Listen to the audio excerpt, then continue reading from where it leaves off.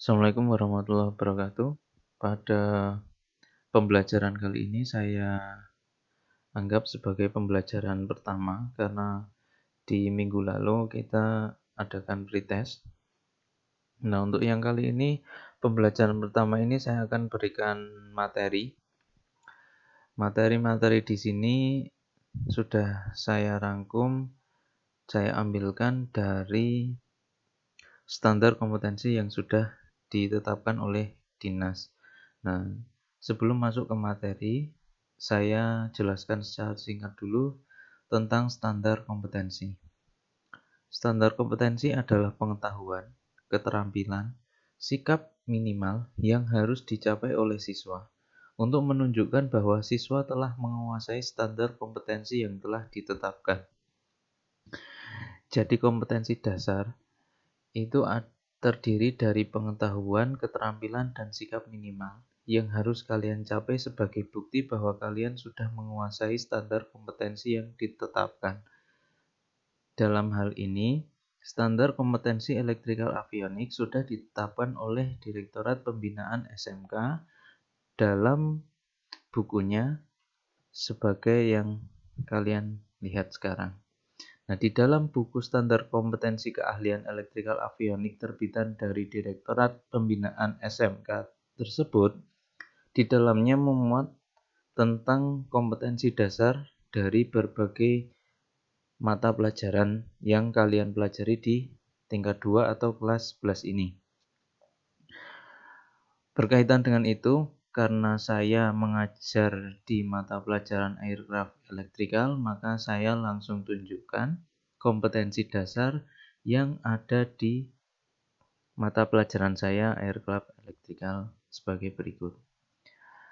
Nah, kode 3.1 sampai dengan 3.13 itu adalah kompetensi dasar yang harus kalian kuasai selama kalian mempelajari aircraft electrical pada tingkat 2 atau kelas 11 ini. Karena kelas 11 ini terdiri dari 2 semester, yaitu semester ganjil dan semester genap, maka untuk semester ganjil saya akan berikan dari 3.1 sampai dengan 3.8. Jadi dari teori dasar listrik AC dan DC sampai nanti di akhir semester ganjil itu kita akan membahas tentang teori konektor dan wiring pesawat udara. Kemudian nanti di semester genapnya kita akan membahas mulai dari 3.10 yaitu motor listrik pada pesawat udara. Diawali dari 3.9 berarti teori motor listrik. Sampai di akhir semester genap itu 3.13 yaitu mengevaluasi generator pada pesawat udara. Nah, dari 3.1 sampai 3.13 ini berdasarkan pengertian dari kompetensi dasar, berarti kalian harus memiliki pengetahuan, keterampilan, sikap minimal yang harus dicapai berkaitan dengan materi yang telah saya sampaikan ini dari 3.1 sampai 3.13. Nah, untuk pembelajaran 1 di kesempatan kali ini kita akan membahas tentang kompetensi dasar 3.1 yaitu memahami teori dasar listrik AC dan DC. Kompetensi dasar 3.1 memahami teori dasar listrik AC dan DC. Mungkin di kelas 11 di electrical fundamental sudah kalian dapatkan banyak informasi dari Bapak Ibu guru yang mengampu, atau mungkin dari mata pelajaran lain di tingkat 1 kemarin, mungkin kalian sudah paham. Jadi saya harap ini cuma sekedar mereview ulang saja. Nah, di kompetensi dasar tentang dasar listrik, itu ada beberapa poin yang harus kita pelajari bersama. Yang pertama adalah istilah-istilah dalam kelistrikan. Yang kedua adalah besaran dan satuan listrik. Yang ketiga adalah hukum dasar kelistrikan. Dan yang terakhir, rangkaian, seri, dan paralel. 4 poin ini harus kalian kuasai karena 4 poin ini adalah yang paling dasar sekali tentang listrik. Jadi dari listrik tentang residensial atau tentang bangunan, sampai dengan listrik tentang transportasi, dari mobil, motor, sampai dengan pesawat, itu semuanya menggunakan dasar ini. Jadi kalau 4 dasar ini kalian tidak menguasai, maka nanti dalam aplikasinya kalian akan kebingungan. Jadi saya harapkan 4 poin tentang teori dasar listrik ini kalian benar-benar kuasai dan pahami. Langsung saja kita masuk ke poin A, yaitu istilah-istilah dalam kelistrikan. Istilah-istilah dalam kelistrikan itu ada banyak sekali, tapi yang paling fundamental, yang paling kalian harus ingat itu apa adalah 1. Arus, 2. Tegangan, 3. adalah daya listrik. Kalian tidak boleh salah dalam membedakan antara arus, tegangan, dan daya. Berdasarkan beberapa sumber literasi, ada banyak sekali pengertian tentang arus, tegangan, dan daya listrik. Nah, dari beberapa sumber tersebut, saya ambil beberapa yang sekiranya mudah bagi siswa untuk memahami. Yang pertama, arus. Arus bisa diartikan sebagai proses perpindahan elektron dari titik positif menuju titik negatif. Jadi poinnya adalah proses perpindahan. Berarti ada sesuatu yang bergerak. Itu arus. Kemudian tegangan. Tegangan dapat diartikan sebagai beda potensial antara titik positif dan titik negatif yang mengakibatkan adanya arus listrik. Poinnya di tegangan adalah beda potensial. Jadi kalau yang arus tadi adalah proses perpindahan elektronnya, kalau yang tegangan ini adalah beda potensialnya yang mengakibatkan adanya perpindahan elektron. Kemudian yang terakhir adalah daya listrik. Daya listrik itu apa? Daya listrik itu adalah laju hantaran energi listrik. Daya listrik ada karena ada arus dan karena ada tegangan. Jadi kalau diibaratkan air terjun, arus itu adalah aliran airnya, tegangan adalah beda ketinggian tanah antara sumber air terjun sama dengan air terjun yang ada di bawah. Jadi air yang ada di atas itu positif, air yang ada di bawah itu negatif, kemudian arusnya turun. Sedangkan daya listrik adalah kemampuan air yang mengalir itu ketika dia dipertemukan dengan kincir air. Nah, kekuatan air yang mengalir sehingga dapat memutarkan kincir air itulah yang disebut dengan daya. Jadi daya terjadi karena adanya tegangan atau beda potensial dan adanya arus, yaitu perpindahan elektron. Oke, 3 ini saya harap kalian bisa memahami, mengingat, menghafal, dan bisa mengaplikasikan. Jangan sampai ada yang terbalik antara arus dan tegangan. Poin-poinnya adalah arus itu proses perpindahan elektron, tegangan itu beda potensial, daya listrik adalah laju hantaran energi listrik. Selanjutnya, yang poin B adalah besaran dan satuan listrik. Untuk besaran dan satuan listrik itu ada banyak sekali. Ada banyak sekali dan lebih dari 7. Namun dari sekian banyak besaran dan satuan listrik yang ada, itu saya pilih 7 yang paling dasar, yang harus kalian pahami, karena ini nanti akan berkaitan dengan materi-materi yang akan saya sampaikan di pertemuan selanjutnya. Jadi seperti kalian lihat tadi di kompetensi dasar, itu kita akan mempelajari motor listrik, generator, eh, nanti di tingkat 3 akan ada transformator.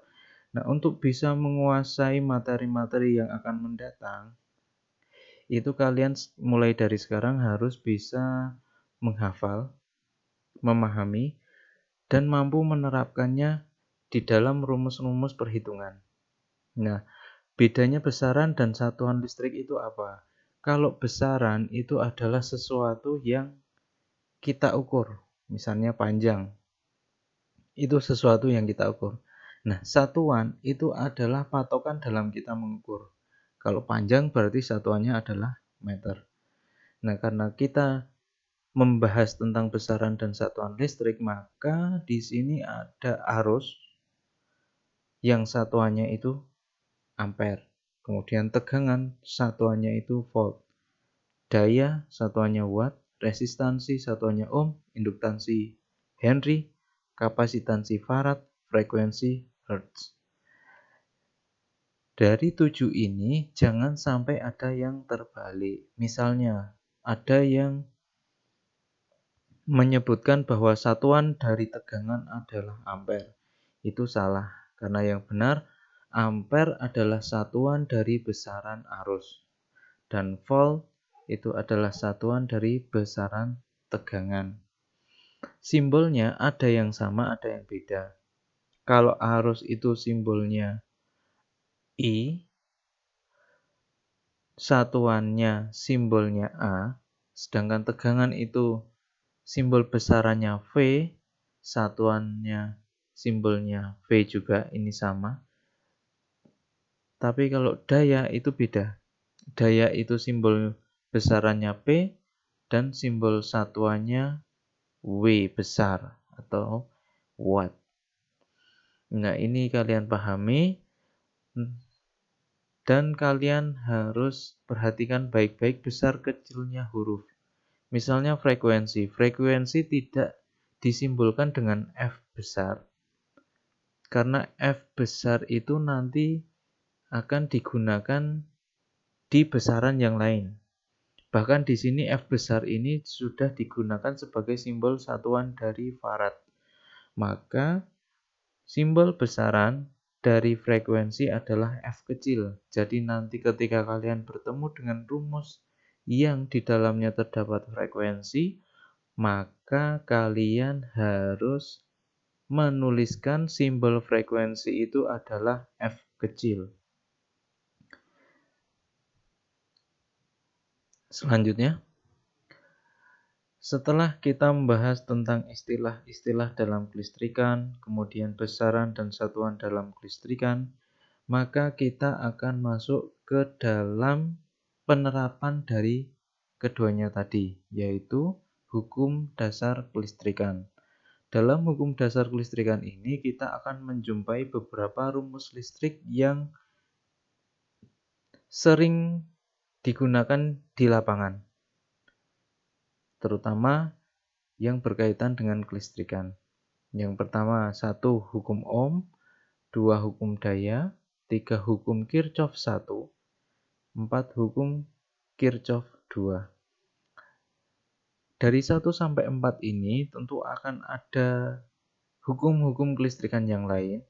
Namun di awal pertemuan kita kelas 11 ini, saya hanya meminta kalian untuk bisa memahami 4 hukum dasar kelistrikan tersebut. Untuk yang lain, insya Allah menyusul bisa mengikuti, asalkan 4 ini kalian sudah pegang betul. Terutama nanti saya harap kalian untuk berkonsentrasi penuh ketika kita masuk di pembahasan Kirchhoff 1 dan Kirchhoff 2. Karena pengalaman dari tahun sebelumnya, siswa kebingungan antara hukum Kirchhoff 1 dan hukum Kirchhoff 2. Kenapa kebingungan? Karena nanti ini penerapannya di rangkaian seri dan paralel.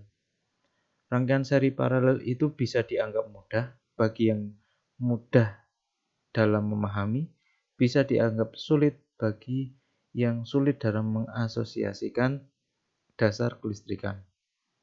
Bedanya apa? Untuk yang Kirchhoff 1 itu hukumnya itu membahas tentang arus listrik. Sedangkan hukum Kirchhoff 2 itu membahas tentang tegangan listrik. Bunyinya bagaimana nanti kita akan pelajari setelah kita mempelajari hukum Ohm dan hukum daya. Masuk ke hukum dasar kelistrikan yang pertama, yaitu hukum Ohm. Bunyi hukum Ohm adalah besar tegangan pada sebuah hambatan sama dengan besar arus yang mengalir pada hambatan tersebut dikalikan dengan besar hambatan tersebut. Kata-kata di atas dapat kita jabarkan dalam sebuah rumus di mana besar tegangan kita simbolkan dengan V, arus yang mengalir pada hambatan itu I, dan besar hambatan itu R. Jadi besar tegangan sama dengan arus yang mengalir dikali dengan besar hambatan. Besar tegangan V sama dengan arus I dikalikan dengan hambatan R. Penerapannya dalam gambar, V ini adalah tegangan sumber, kemudian I ini adalah arus yang mengalir di dalam rangkaian tertutup, kemudian R adalah besarnya hambatan. Ini mungkin di fisika sudah, di electrical fundamental sudah, mungkin di mata pelajaran yang lain juga mungkin sudah. Jadi ini saya anggap kalian sudah paham. Hukum kelistrikan yang kedua adalah hukum daya listrik. Bunyi hukum daya listrik adalah besar daya listrik pada sebuah rangkaian sama dengan besar tegangan pada rangkaian tersebut dikalikan dengan arus yang mengalir pada rangkaian tersebut. Daya listrik P sama dengan besar tegangan V dikalikan arus pada rangkaian I.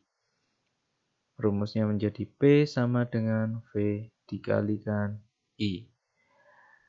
Jika kita melihat kembali V dan I itu dari mana, maka kita menengok hukum Ohm. V adalah perkalian antara I dan R.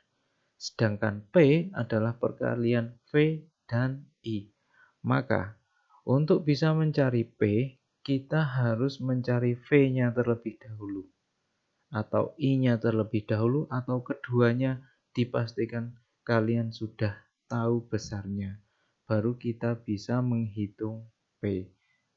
Jadi, perhitungan daya diawali dengan perhitungan tegangan melalui hukum Ohm. Oke, setelah saya beri sedikit materi tentang hukum kelistrikan, yaitu hukum Ohm dan hukum daya, maka nanti di pertemuan selanjutnya kita akan berdiskusi membahas tentang hukum Kirchhoff 1 dan hukum Kirchhoff 2. Namun untuk kesempatan kali ini saya batasi pada hukum Kirchhoff, hukum Ohm dan hukum daya listrik.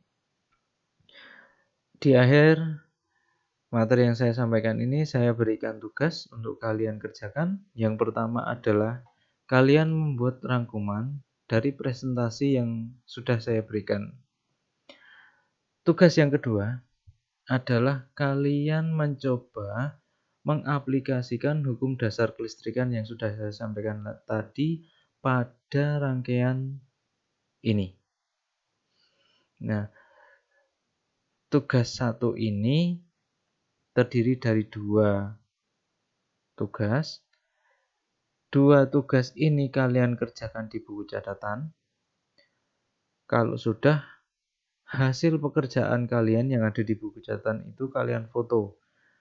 Fotonya nanti kalian kirim melalui link yang sudah saya tampilkan ini. Kalau kalian kesusahan untuk mengetik ulang, kalian bisa cek di deskripsi. Oke, untuk kesempatan kali ini saya cukupkan sekian.